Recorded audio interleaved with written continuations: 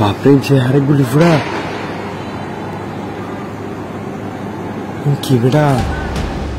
চট্টগ্রাম নগরের বাকুলিয়া থানার access road এলাকায় সিটি কর্পোরেশনের মেয়র ডাক্তার শাহাদাত হোসেনের ছবিযুক্ত ব্যানার টানানো ও সরানোকে কেন্দ্র করে বিএনপির দুই পক্ষের মধ্যে সংঘর্ষের ঘটনা ঘটেছে।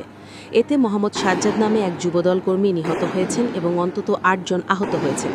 আহতদের চট্টগ্রাম মেডিকেল কলেজ হাসপাতালে ভর্তি করা হয়েছে।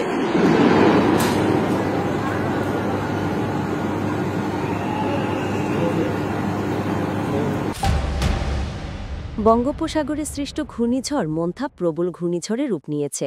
আজ মঙ্গলবার সকাল ৬টায় এটি চট্টগ্রাম থেকে ১২৯০ কিলোমিটার দক্ষিণ পশ্চিমে অবস্থান করছিল।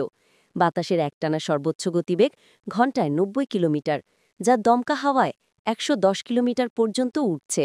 চট্টগ্রাম, কক্সবাজার, মোংলা ও পায়রা বন্দরকে ২ নম্বর দূরবর্তী হুঁশিয়ারি সংকেত দেখাতে বলা হয়েছে। জেলেদের গভীর সাগরে না যেতে নির্দেশ দিয়েছে আবহাওয়া অধিদপ্তর।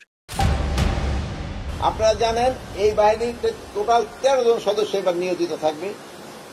এই ১৩ জনের ভিতরে ৩ জনের কাছে থাকবে হাতিয়ার, আর ১০ জন থাকবে যারা আনাম। এর ভিতরে ৬ জন থাকবে পুরুষ, ৪ জন থাকবে মহিলা।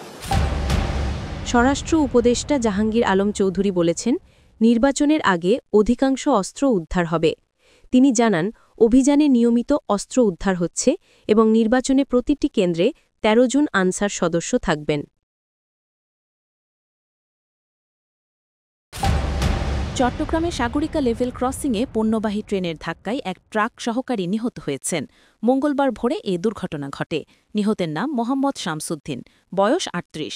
পুলিশ জানায়, চট্টগ্রাম বন্দর থেকে ঢাকাগামী পণ্যবাহী ট্রেনটি চালের বোঝাই ট্রাককে ধাক্কা দিলে ঘটনাস্থলে তার মৃত্যু হয়।